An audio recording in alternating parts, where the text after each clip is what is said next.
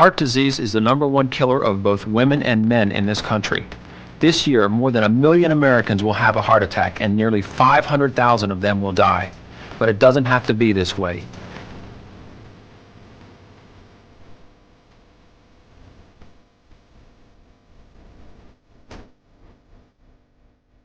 Before I had my heart attack, I never thought about having a heart attack. I didn't believe that I would have a heart attack. I felt like I was invincible, I guess. So how could I have a heart attack? I wasn't fat. I exercised. I did everything right. We were thin. I thought also that I was too young. We need to change the way we think about heart attacks. New treatments can stop a heart attack in its tracks, saving lives and preventing disability. But these treatments work best when they're started early, ideally within an hour of when symptoms begin. The benefits of early treatment are dramatic. It can mean the difference between life and death.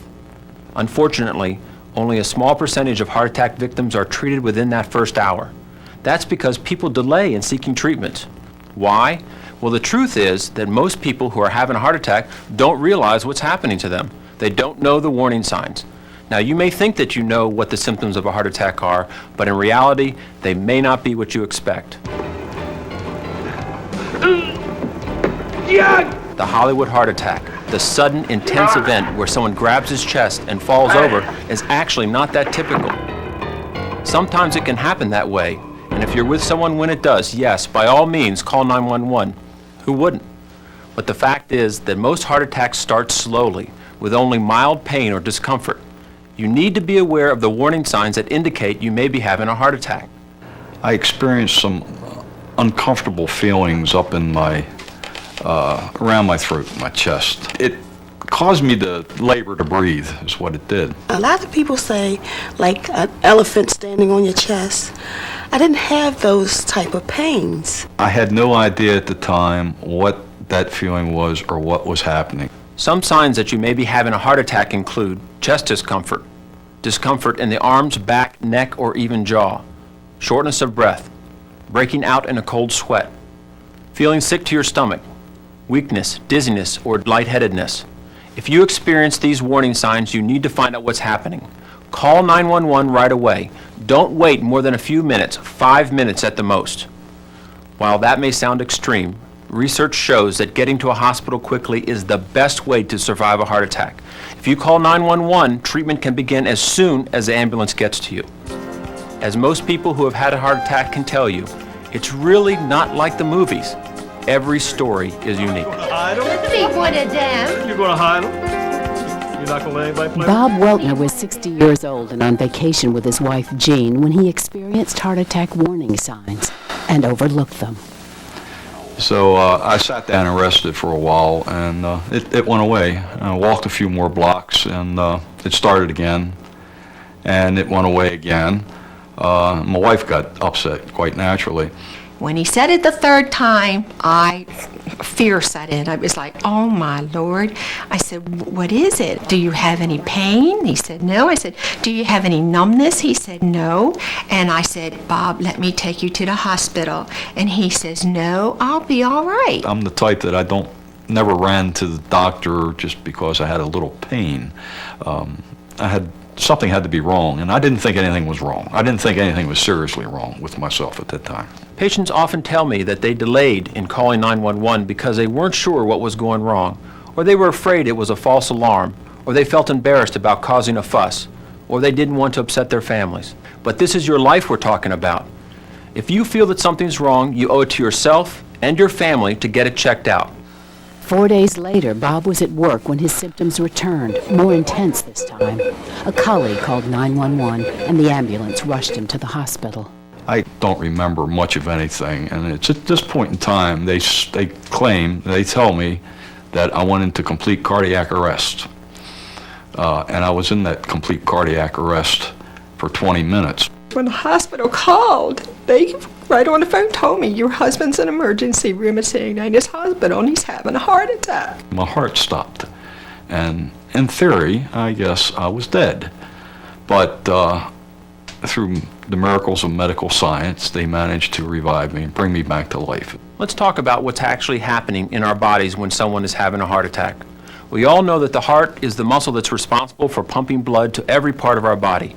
A heart attack occurs when the blood supply to the heart is cut off or reduced, oftentimes by a blood clot in one of the arteries that feeds the heart. What happens when we have a heart attack is that the heart muscle gets damaged from the lack of adequate blood supply. The longer it takes to treat a patient having a heart attack, the more severe the damage to the heart will be, and damage to the heart is permanent. The treatment for a heart attack has changed a lot over the years. 2 decades ago, there wasn't much we could do to stop a heart attack. Today, there are drugs called thrombolytics or clot busters that can quickly break up a clot in the heart's artery. There's also angioplasty, where a balloon is inserted into the artery and inflated to restore blood flow. These artery opening treatments need to be administered ideally within 1 hour of the beginning of heart attack symptoms. The sooner these treatments are given, the more heart muscle can be saved, and the better your chances of surviving and resuming a normal life. Bonnie Brown and Joan Hamilton are sisters who were not aware of any family history of heart trouble. At age 44, Bonnie didn't recognize the warning signs when she had a heart attack. It was a light, mild pain that made me notice something was there. And as soon as I noticed it, it went away. So then I said, okay, then, it's just indigestion. When she came in and I saw the color drain from her face, and she's going, I'm okay. I'm like, you're not okay. I'm going to call 911. We'll let them tell you you're okay. I see, she's making too much of this. Why is she calling the ambulance and just having indigestion? I'm going to take this Alka-Seltzer and it's going to go away. Understanding the heart attack warning signs isn't only important for your own health. Very often, someone other than the person having the heart attack is the one who needs to take quick action. The patient may want to wait, but if you think your spouse or friend or coworker is experiencing heart attack symptoms, you can save a life by calling 911 and getting them to the hospital as quickly as possible. Bonnie did indeed have a heart attack and was hospitalized for 2 weeks. Only days after being discharged, she and Joan were driving to visit a relative when Joan mentioned a mild pain. It was in my left shoulder, and it was just in the shoulder. She mentioned, I still have this pain in my shoulder. I should go to the hospital. And I say, you should and you will. And I kept driving her straight to the hospital. And when we got in the emergency room, the doctor said I had a heart attack. And I'm going, no, the chances of that are like slim and none. She just had one. What are the chances of us both having it? I thought that a heart attack was for old men. And I knew I was too young to have a heart attack. The truth is that heart disease is the #1 cause of death among women, and the risk of having a heart attack increases with age, especially after menopause.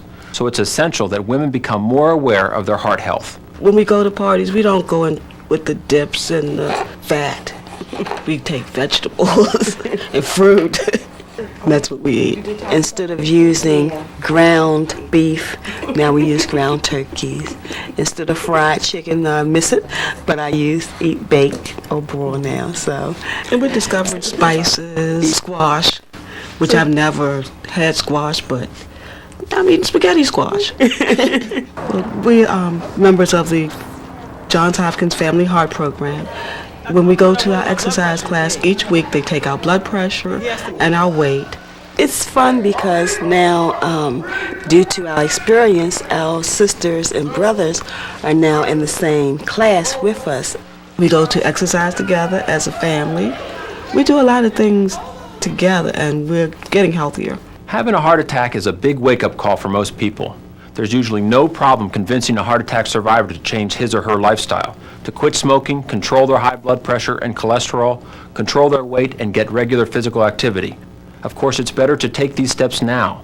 They can prevent a heart attack from happening. The type of exercise that I do now is I have a stationary bike that I ride for approximately 15 minutes. I have a course here in the community, which is approximately 2.5 to 3 miles, which I try to walk 3-4 times a week, and I just enjoy life.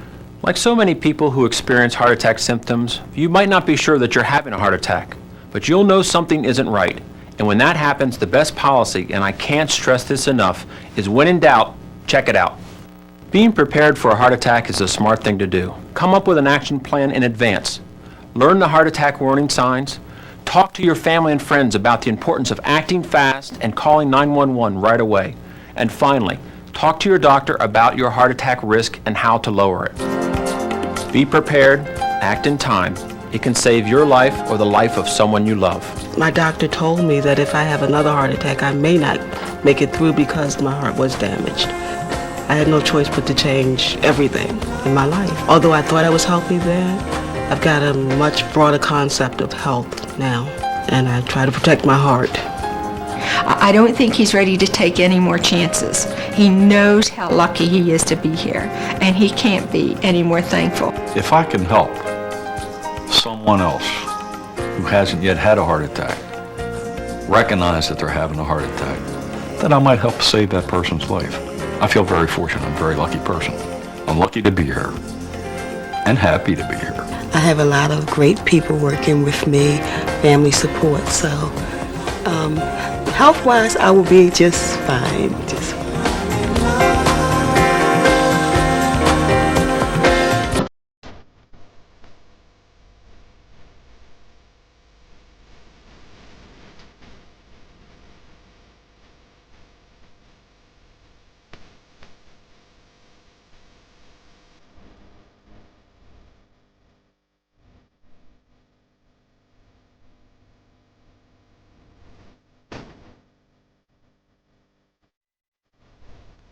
For more information, visit the NHLBI website at www.nhlbi.nih.gov.